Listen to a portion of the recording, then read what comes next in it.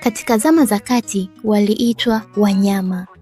Leo tunawaita wagonjwa wa kiafya, lakini mateso yao bado yanafanana. Leo katika Siri za Mwili tutafungua siri nzito ya hali adimu ya kiafya inayoitwa hypertrichosis.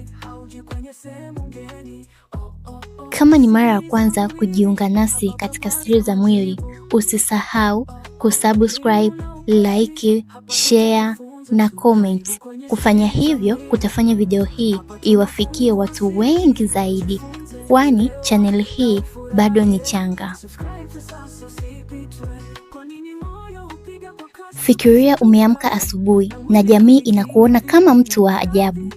Wengine huzaliwa nayo na wengine huiona ikikua polepole. Hali ya mwili kufunikwa na nywele nyingi kupitiliza. Hii ndio hali ambayo tunaita hypertrichosis.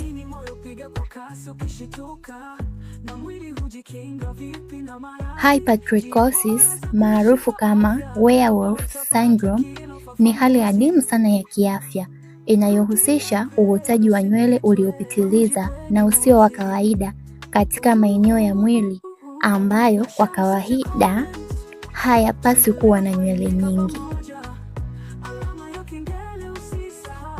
Uotaji huu hautegemei umri, jinsia wala asili ya mtu, na unaweza kuwapata wake kwa waume kwa kiwango sawa.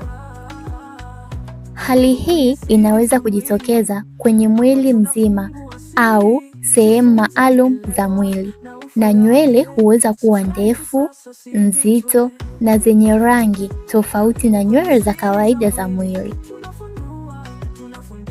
Tatizo hili linaweza kuwa la kulisi, genetical, ambapo mtu huzaliwa nalo, au linaweza kujitokeza baadaye maishani kutokana na mabadiliko ya kigenetic, yaani genes, yanayochochea ukuaji wa nywele kupita kiasi. Tangu zama za kati hadi sasa, watu wasiopungua 50 tu duniani kote ndio waliowahi kuripotiwa rasmi kukabiliwa na hali hii, jambo linalofanya hypertrichosis kuwa miongoni mwa magonjwa adimu zaidi duniani. Zipo aina mbalimbali za hypertrichosis. Kwanza, congenital hypertrichosis. Hii ni aina ambayo mtu huzaliwa nayo.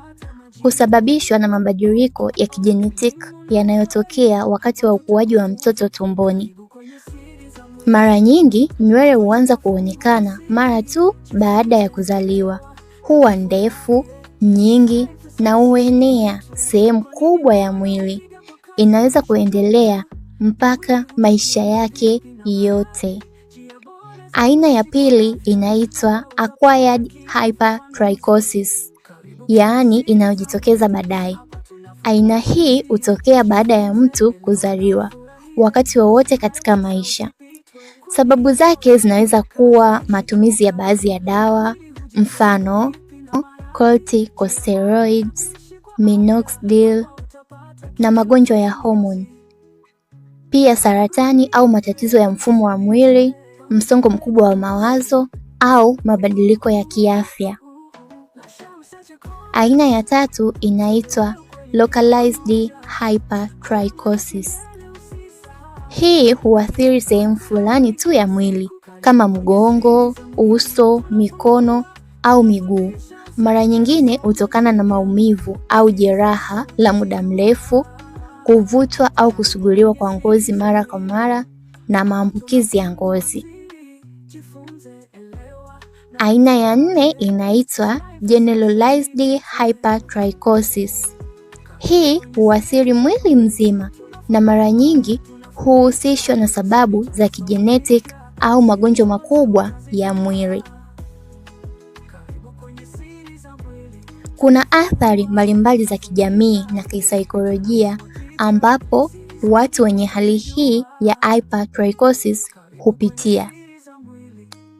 Mbali na changamoto za kiafya, hypertrichosis huweza kuleta unyanyapaa wa kijamii, msongo wa mawazo, kushuka kwa kujiamini, unyongofu, hasa kwa watoto na vijana. Hali hii huifanya jamii kuona wagonjwa kama hawa ni wa ajabu na wa kutisha, jambo linaloongeza mateso ya kisaikolojia miongoni mwa wahusika. Kuhusu matibabu na udhibiti wa hali hii, kwa sasa hakuna tiba ya kuondoa kabisa hali hii ya hypertrichosis. Hivyo matibabu hulenga kuondoa au kupunguza nywele zilizoota. Njia zinazotumika ni pamoja na kunyoa nywele mara kwa mara, chemical epilation, waxing, electrolysis, semolysis. Hata hivyo, njia hizi huhitaji kurudiwa mara kwa mara, kwani nywele huendelea kuota. Teknolojia ya kisasa kama laser hair remover katika siku za hivi karibuni imerahisisha uondoaji wa nywele kwa kutumia miale ya laser. Imeonekana kuwa miongoni mwa njia bora zaidi. Kwanza, hupunguza ukuaji wa nywele kwa muda mrefu kwa sababu nywele hukawia kuota tena. Madhara ni machache ikilinganishwa na njia nyingine, lakini pia huongeza kujiamini kwa wagonjwa. Hata hivyo, huhitaji vikao kadhaa na uangalizi wa kitaalamu. Hypertrichosis ni hali adimu sana, lakini yenye athari kubwa kiafya, kijamii na kisaikolojia. Ingawa hakuna tiba maalum, maendeleo ya teknolojia hasa laser hair remover yameleta matumaini makubwa katika kudhibiti hali hii.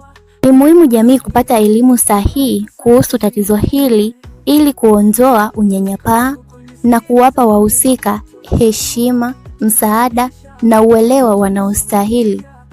Kwa utafiti zaidi na maendeleo ya kitabibu, kuna matumaini kuwa siku zijazo suluhisho la kudumu linaweza kupatikana.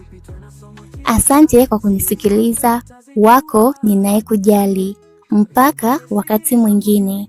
Kama ni mara ya kwanza kujiunga nasi, usisahau kusubscribe, like, share na tuachie maoni yako kwenye sehemu ya maoni.